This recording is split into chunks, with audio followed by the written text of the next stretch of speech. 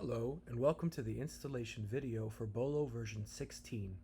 This video will be lengthy as it will include both the installation instructions for Mac and Windows. Therefore, we will include timestamps in the description so you can easily navigate to the appropriate section of the video. Let's get started. Firstly, we will go over the installation for Mac OS. Since Microsoft SQL Server is native to Microsoft, we will need to install Docker to run it in its own contained image. Firstly, let's install Docker. If you already have Docker installed, you can skip forward to the Install SQL Server with Docker timestamp. The first thing we need to do is type Docker into Google. Our very first result will give us the Docker Desktop URL. Let's go ahead and click that, and that will take us to the landing page for Docker Desktop. Now, do be warned that this is a very large file and that you have to have at least 430 megabytes free to download this. Let's go ahead and download it, and we'll move to the next step. Once it's downloaded, go ahead and expand the folder, and then you'll be able to drag the Docker application into your applications directory. We'll then get this warning message saying that Docker is an app downloaded from the internet. Are you sure you want to open it? Go ahead and click open. Once we have Docker installed, we need to go ahead and increase the memory to 4 gigabytes because the minimum that SQL Server needs is 3.25 gigabytes. So to be safe, let's go ahead and set that at 4 gigabytes. You'll do that by going to the top of your menu and clicking the Docker icon, and here you'll go to Preferences, and then Resources, and then I already have mine set at 4 gigabytes, but if you don't, go ahead and set it. I'll just put 4.25 so you can see how to change it. Apply and restart, and that'll go ahead and restart the Docker desktop for you. Now, using our terminal, let's go ahead and install SQL Server using Docker. Type this command into the terminal. It is command number 1 under the macOS installation in the description. You need to go ahead and enter your password for this to work. What this is doing is downloading the SQL Server from Microsoft repository. Once this is done installing, we'll continue to the next step. Once that's done, let's go ahead and run command number 2. What this is going to do is going to run the Docker image that you just downloaded. Once that's done, we'll go ahead and continue to step number 3. Next, we can go ahead and run command number 3, which is docker ps. This shows us the Docker containers that we have running. If we installed everything correctly, we should be able to see our Microsoft MS SQL server running as a Docker container. Now, we need a way to communicate with SQL Server, and that is going to be with the SQL CLI. If you do not have Node installed, please jump forward to the installing Node timestamp of the video. Now we are going to run command number 4, which is sudo npm install -g SQL CLI. Again, you will need your password, and what this is going to do is install the SQL CLI globally so that we can communicate with our SQL Server. Now, to connect to our server via the command line, let's type in command number 5.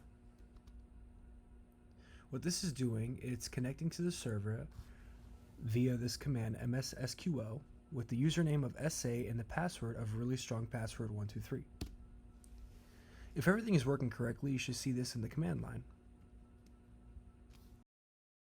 Next, to ensure everything is working properly, let's run a simple command, command number 6, which will show us the SQL version. Here, as you can see, we have Microsoft SQL version 2017.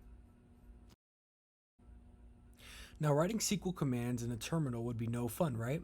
So let's go ahead and install a useful GUI, which is Azure Data. Now, Azure Data does not have the same capabilities as MS SQL Server Studio, but we would take what we can get. Therefore, we will need to write some SQL to add databases, users, and permissions. But don't worry, it's fairly simple. Let's go ahead and install Azure Data Studio. So let's go ahead and type Azure Data Studio into Google, and the first result would be download and install Azure Data Studio. Now, it is not a installation per se, it's more of a zip file, so it's a lot simpler. So go ahead and install that. Let's wait for that to download.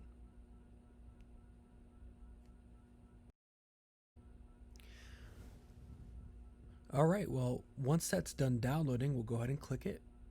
It'll expand the folder, and we'll double click that, and it's just that easy. It'll go ahead and open the application once you accept it, put it in full screen, and we're going to go ahead and talk about how to connect to the SQL Server. Now, to connect to the server, we're going to have to create a new connection right here on the left. And if you see all the way here on the right, our server is going to be on localhost. Our username was SA, and if you look in the commands, really strong password. Go ahead and click connect. If everything's successful, you'll see that it is green on localhost. Next, we're going to talk about how to create a database for our BOLO application.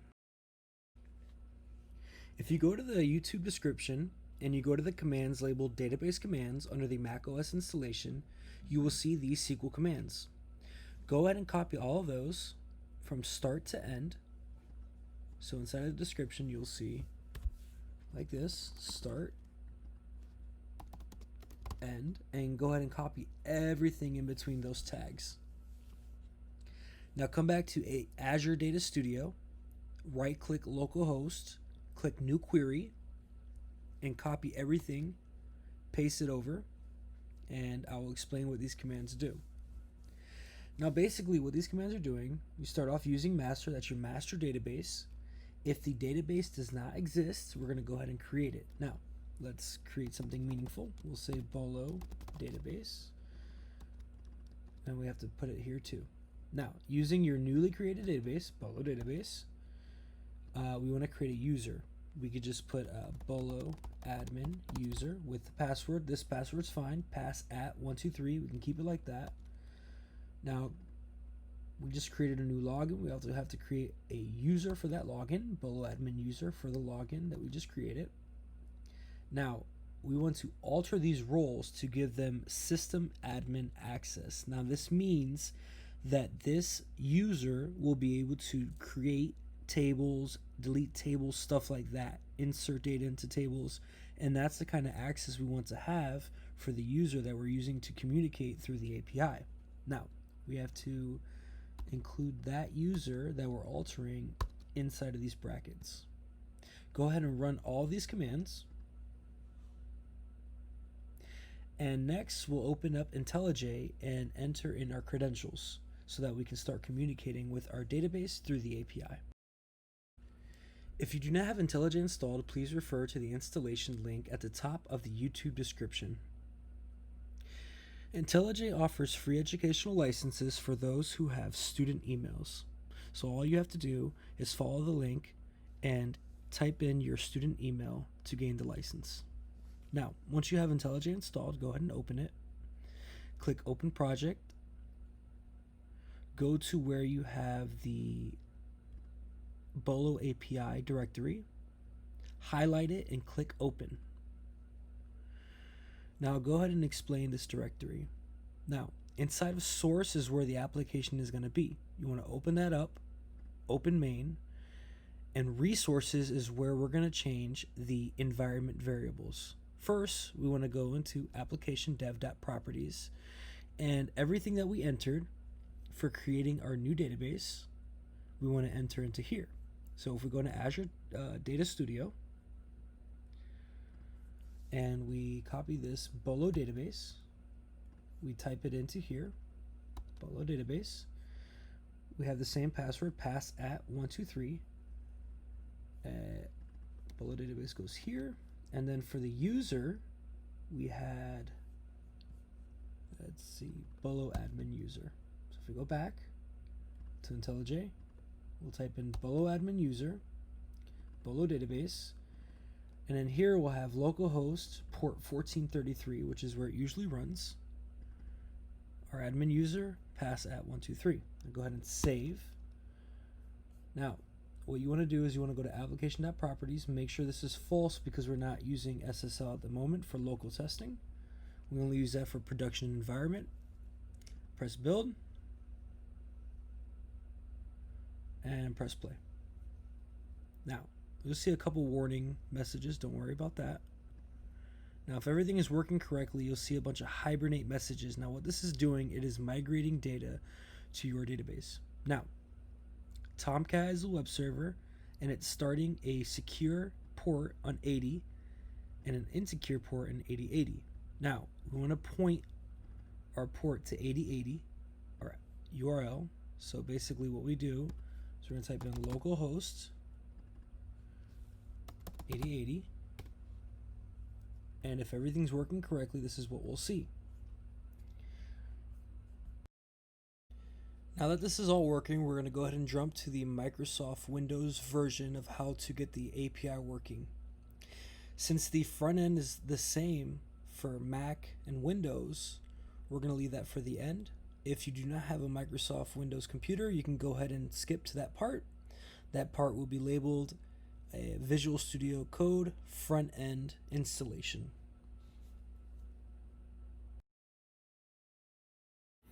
Since MS SQL Server is native to Microsoft Windows, the installation is much more straightforward. If you do not already have SQL Server and MS SQL Server Studio installed, please find the link in the description under MS SQL Server and MS SQL Server Management Studio download. Once you have that downloaded, go to your Start menu and type in SQL. SQL Server comes with a configuration manager. Click that. We will need to change a few things before our API can communicate with our SQL database. In most cases, our Windows computer will ask for admin permission to access this console. Go ahead and click yes. And then once you're in the console, you want to go ahead and click SQL Server Configuration Manager, SQL Server Services, and just make sure your SQL Server is running. Next, you want to go to the SQL Server Network Configuration. You'll see protocols for MS SQL Server. Click that, double click it, and then make sure your TCP IP is enabled. Double click that, and then go to IP addresses, scroll all the way down, and make sure 1433 is enabled for IP all. If it's not, go ahead and double click that, type that value in, press apply, and then press OK.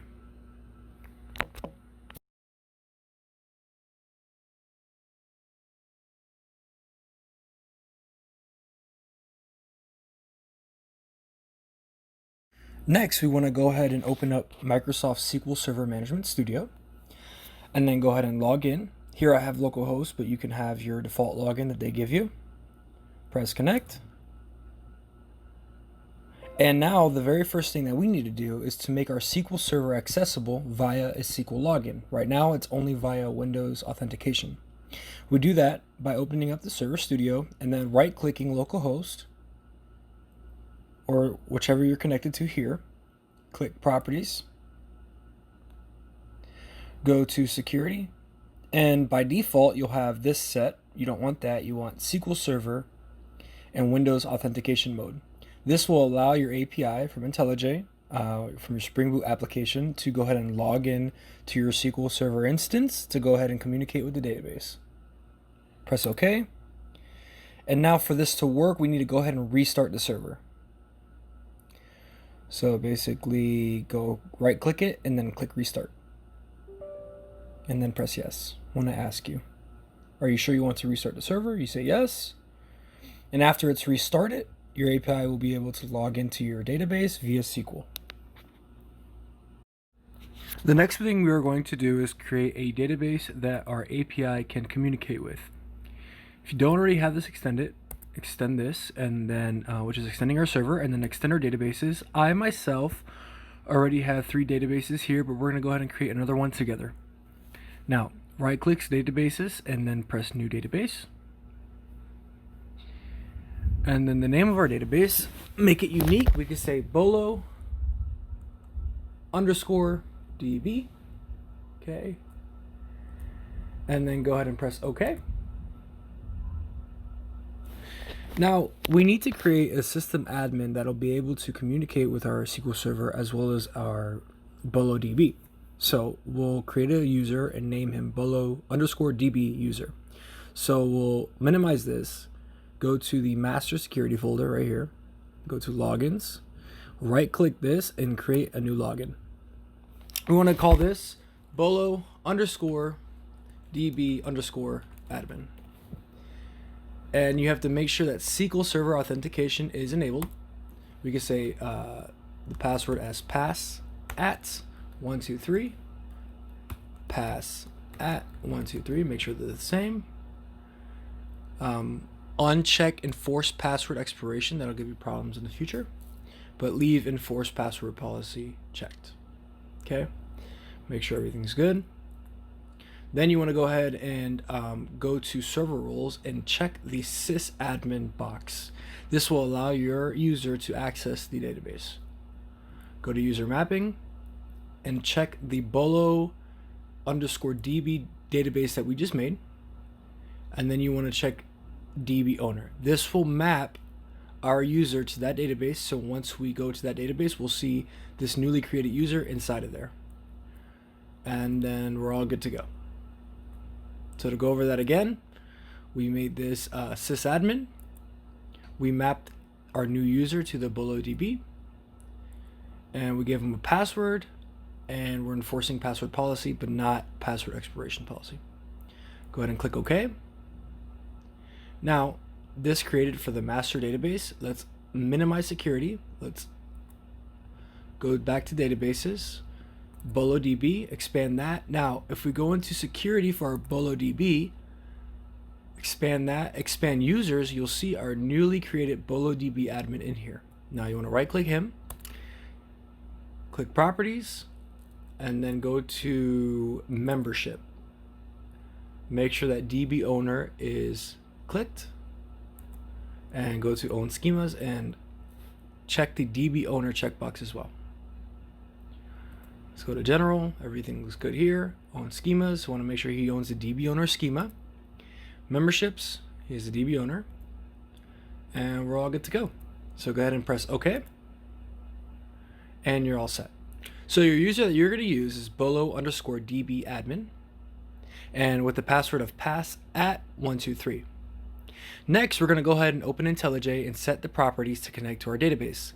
If you do not already have IntelliJ installed, please see the installation link below under the YouTube description.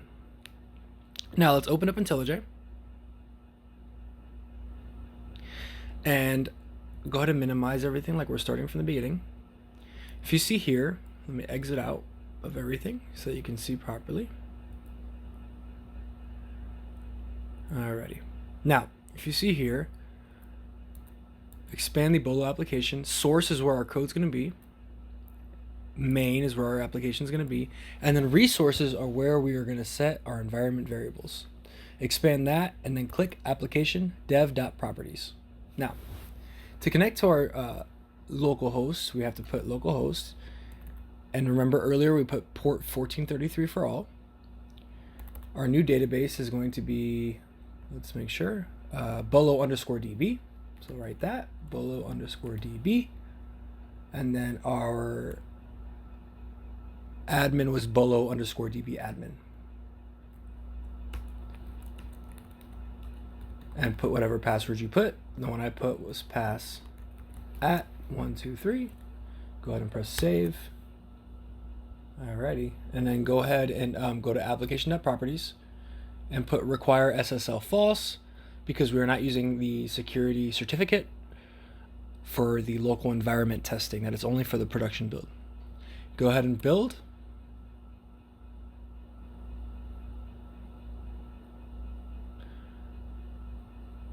Give that a second. And then once that's done, we'll go ahead and press play. You know that's done when this is green. Press play, and that'll run the application.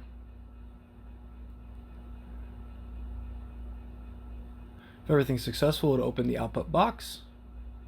You get a couple warning messages, but that's normal.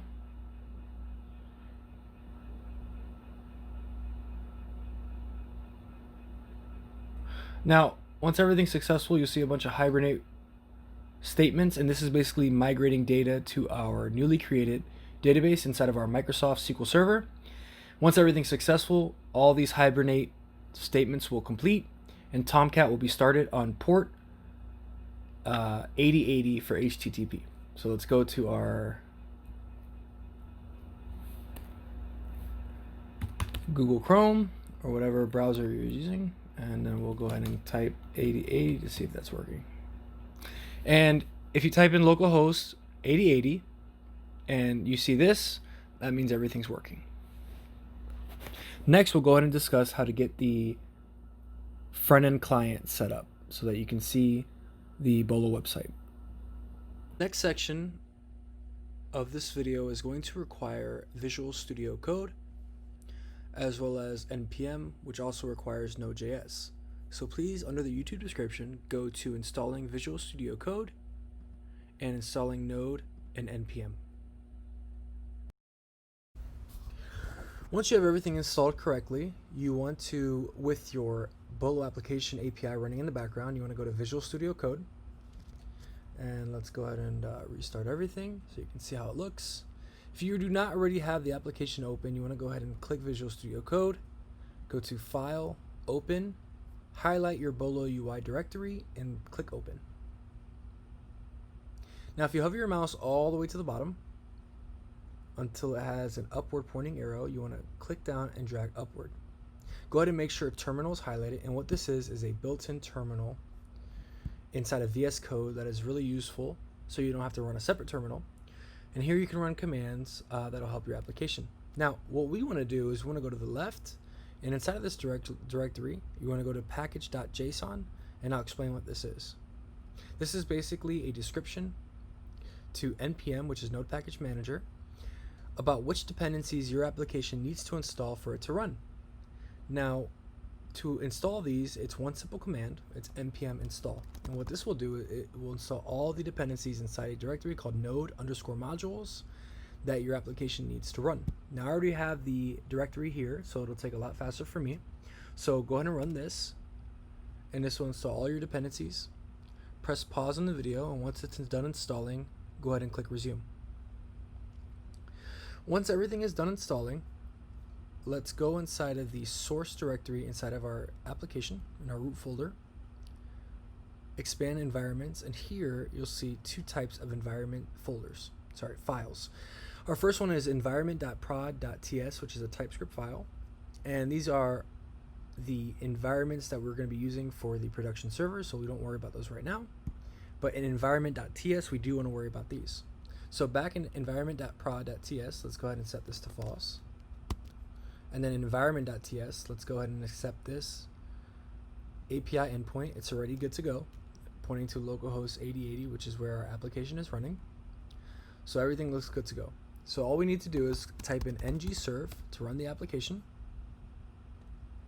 And ng is a command that was installed when we did npm install. It's part of the Angular CLI, which is the console for AngularJS. Now once this installs, give it a second, it's going to run your application on localhost 4200. Once everything is done, you'll see this message compiled successfully. Go ahead and open Google Chrome. Now I already have mine open, but all you need to do is type in localhost 4200, press enter, and if everything is working correctly, this is what you'll see. Now, when we ran the application API in IntelliJ, it created a test user for us, and that test user was root, and with the password of all lowercase 1QAZ. Press login, and if everything is working correctly, you'll be logged into the application. Welcome to BOLO.